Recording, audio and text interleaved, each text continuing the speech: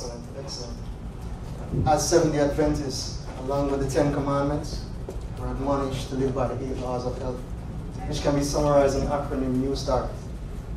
Nutrition, exercise, water, sunshine, temperance, air, rest, trust in God. Last week, our dear sister, she gave us a testimony on trusting God. This week, our focus will be on rest. Not necessarily the Sabbath day's rest, but rest in terms of sleep. Today our nugget is entitled The Benefits of Restful Sleep. Have you ever wondered why we needed to sleep? Well, the answer is not just simply because we're tired. It's more than that. It's a multiplicity of reasons, including we need rest. Sleep enhances our ability to learn, memorize, and make logical decisions and choices. When we go to bed at nights, even though we're fast asleep and unaware, our brains are hard at work. We're reorganizing information that we've gathered throughout the day to make sense of it. Sleep strengthens our immune system, helps us to ward off infections and sicknesses. Helps to boost our immune system. Sleep regulates our appetite. Helps us to make better choices of food. Helps to keep our body weight stable. Keeps our body weight stable. It keeps our body's metabolic state in check also by balancing our insulin and glucose levels. Finally, sleep aids in the detoxification of waste in our central nervous system. And this has just been recently discovered by a group of scientists in University of Rochester in New York. As early as 6 years ago, recently as 6 years ago, they just realized that our brains, along with our body, has a lymphatic system similar to the thyroid, similar to other detoxification systems in our body. But though, O Daniel, shut up the words and seal the book, even to the time of the end, many shall run to and fro, and knowledge shall be increased. Daniel chapter 4, verse 12. As students, Daniel chapter 12, verse 4, thank you. As students of prophecy, we know this verse very well, and it refers to the increase in knowledge of prophecy in the last days. For as we read the scriptures, going from Old Testament to New Testament, comparing scripture with scripture, verse with verse, our knowledge of the scriptures will increase. But many Adventists, including myself, believe that the knowledge that shall be increased is not only biblical knowledge, but knowledge in terms of technology, science, medicine, and even engineering. One of the areas that knowledge is really being increased a lot in is in the area of neuroscience. I was listening to the radio a couple of months ago on NPR where Terry Gross was interviewing one of the leading neuroscientists of our day, a man by the name of Matthew Walker. You've probably heard of him. And he released a book last year by the name of Why We Sleep. In it, he documented some of the benefits of restful sleep and why our society needs this, because lack of sleep is contributing to a lot of health conditions, serious health conditions nowadays. Now, during the last 2 decades, he and his research team at UC Berkeley in California, they've run a series of tests. You know, they've conducted a lot of sleep tests, you know. They gathered participants from various cross-sections of society, various age groups, babies all the way up to people in the prime of their life. And they put electrodes on them all over their bodies, from their skull all the way down. And what they do, they try to record the brain waves of these people while they are sleeping to understand more about this phenomenon of sleep. Now they do MRIs, CAT scans, you name it. Everything they can to understand sleep a little better.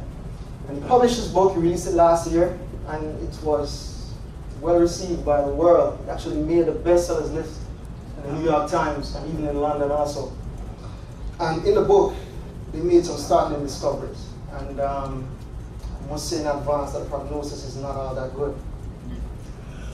Some of the discoveries they discovered include shorter sleep predicts a shorter lifespan.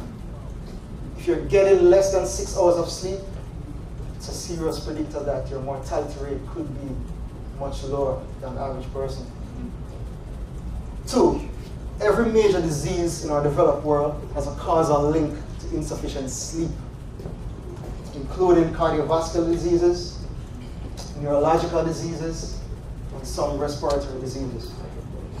You can't make up for lost sleep, meaning that if you sleep for 5 hours on Thursday, 6 hours on Friday, you can't make it up by sleeping more, by sleeping 12 hours on Saturday and 12 hours on Sunday and expect to make it up.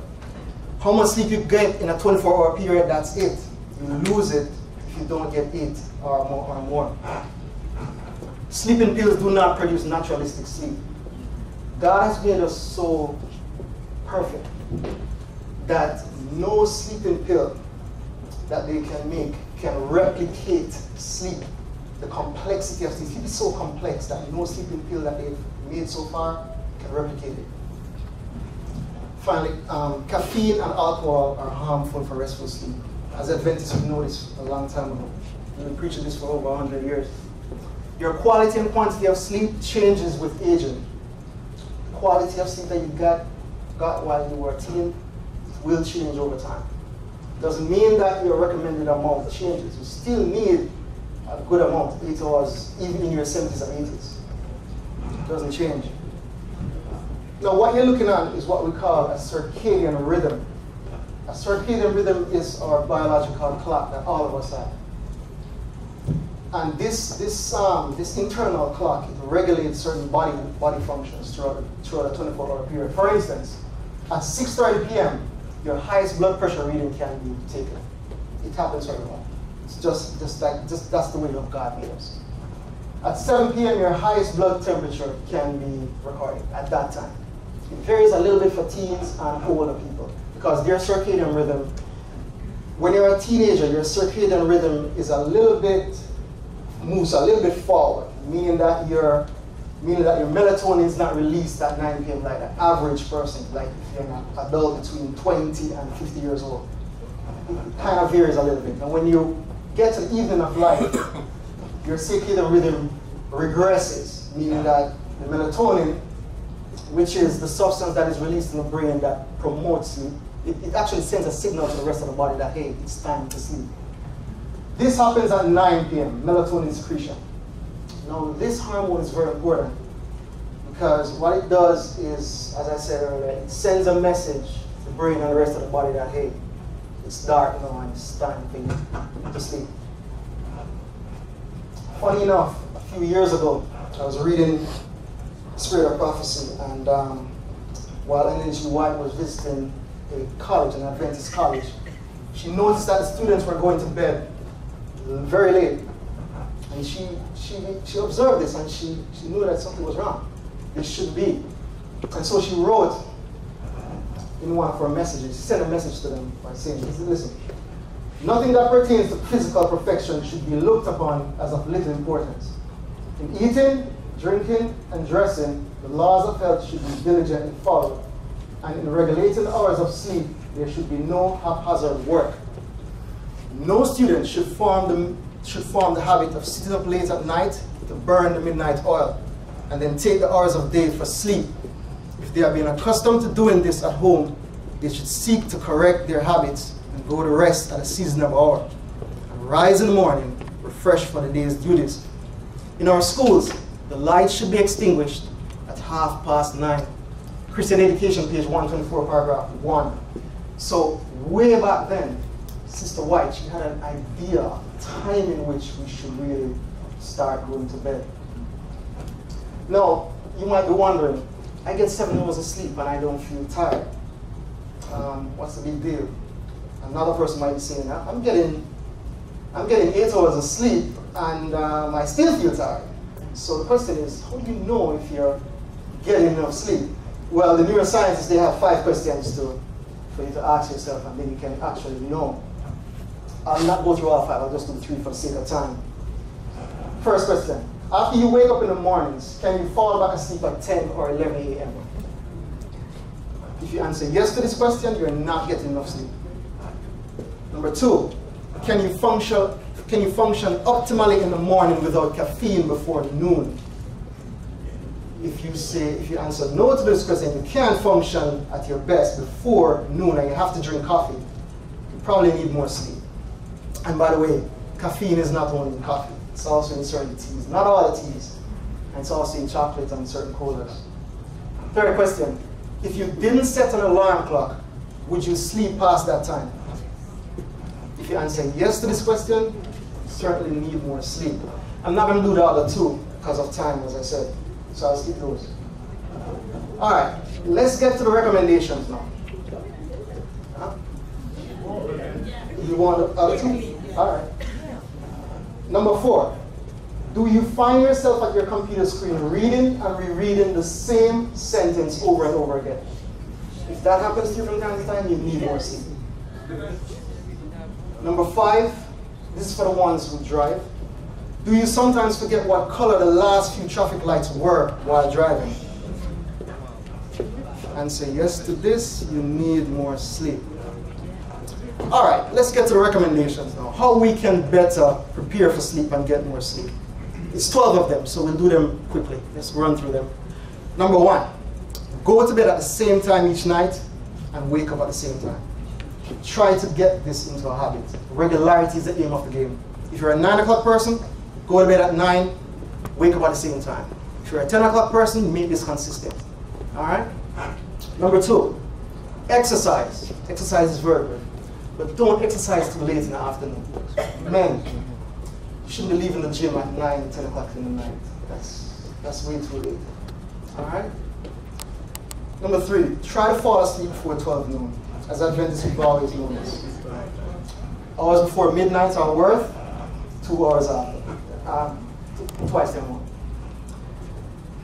Not only that, but melatonin is actually produced during those dark hours. 2 hours. The 2 hours before midnight, that's when melatonin production is produced. And if melatonin levels are low in your body, it's not very good because a lot of hormonal imbalance can occur. Number 4, avoid caffeine and nicotine. These are all stimulants. No, you shouldn't even touch these. Right? Number 5, avoid alcoholic drinks before bed. That hinders sleep, not good. Number 6, avoid large meals and beverages late at night. As Adventists, we've been preaching this for many years. Don't eat a large meal before bed. As a matter of fact, you should stop eating 2 to 3 hours before bed. If you get home late from work and you must eat something, try to eat something light. I will not define what light is, because my light is different from your light, right? But eat something light, all right? Because you don't want your organs to be digesting food while you sleep. All right. Number 7, dim the lights, turn off gadgets, and prepare yourself for sleep. As you approach your sleeping time, try to turn down the lights. You shouldn't have bright lights in your room like the stadium. It's not conducive for sleep. Turn off all gadgets, your iPads, laptops, stuff like that, turn them off. Your cell phones, put them on do not disturb, put on airplane mode. You don't want to be getting notifications in the middle of the night to disturb your sleep. So turn off all gadgets. And by the way, don't sleep with your cell phone beneath your pillow. It's not very good because the electromagnetic communication, I don't think that's really good for the brain. I would say it's mandatory to put it on airplane mode because it's the only way it cannot affect you. All right. Point well taken. Point well taken. Number 8, take naps. And by the way, naps are very good. Naps are very good. They did many research on this, and naps are really good. If you can take a nap between 12 and 3 p.m., it is good. Do it. Do it on a daily basis if you can. But, and a big but, do not take naps after 3 p.m. And there's a reason for this. There's another hormone in our brain called adenosine. And what this does, it builds up the sleep pressure in our system so that we want to fall asleep. Now, when you sleep after 3 p.m., you drop your adenosine levels. And so it's harder for you to sleep when it's time for bed in the night. So you find yourself going to bed late when you take naps after 3 p.m. But try to take naps, it's very good. Number 9, keep the room temperature cool at night. They suggest between 65 to 68 degrees Fahrenheit. The cooler the room is, the better you will sleep. For most of us, we're from the Caribbean, so this is a little bit cold for us. Personally, 74 is my number. I can't sleep below that. But if you can bear 65, go ahead, by all means, try it. You'll get better sleep. Number 10, do not lie in bed awake. When you wake up in the mornings, don't lie in bed staring up on the ceiling for an hour. It's not good. The reason for this is that you want to get out of bed, go to another room and start doing something. The reason for this is this. You want your brain to associate the bed with sleep so that when you get in bed, you fall asleep much quicker. And in the night, when it's time for bed and you're trying to sleep, if you're in bed lying down for 20 minutes and you're not falling asleep, they suggest getting up. Because the anxiety of not falling asleep causes you not to fall asleep. All right, number 11, have the right sunlight exposure.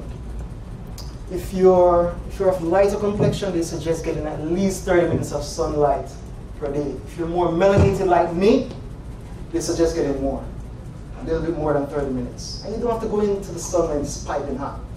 Just get a little, because the sunlight helps to regulate also your sleep cycle, your sleep-wake cycle. Number 12, avoid medicines that delay or disrupt sleep. I'm not saying to stop taking your medications if they're disrupting your sleep. At least speak to your healthcare provider, your doctor, and let them know if a medicine, you suspect a medicine is interfering with your sleep. And they also suggest, one other recommendation they suggest was to take a hot shower before bed. I didn't want to put that one for some reason, but I just want to let you know. Take a hot bath before bed. All right, so that's it. Before I close, I must say, listen, we've all cheated on sleep while we were young. Some of us are still cheating on sleep. We don't live in a utopian society yet. We're not in the New Jerusalem. We have to just work with what we have. But you can make concerted efforts now. You can try to change now to get better sleep, because this is serious, my brothers and sisters. Don't let ABC News, CBS News, and NBC determine the time by you to go to bed. Don't wait for the 11 o'clock news or 10 o'clock news. Try to go to bed much earlier. And I must admit, it's kind of difficult for those who have newborn babies, those who have a loved one who is sick, they have to take care of them. Those who have night classes, it's kind of difficult to really go to bed early and get those hours of sleep, but it's vitally important. If you're in a job that you have to work overnight, at least try to get your 8 hours when you get home. And if you can, pray about it, ask God to change, get you a different job where you don't have to work in those graveyard shifts. Now, there are times when you do have to stay up late for worship, for prayer. That's perfectly okay, because even Jesus asked Peter in the garden, Matthew 26:40, Peter, couldn't you stay with me an hour more, just to pray? So at times like those, it's perfectly okay, and I think God, He understands when you have to pray late. But other than that, under normal circumstances, try to go to bed early and try to get a good night's rest. All right? With that, I close with a verse from the prophet David, Psalm 127, verse 2. It is vain for you to rise up early, to sit up late, to eat the bread of sorrows, for so He giveth His beloved sleep. Amen.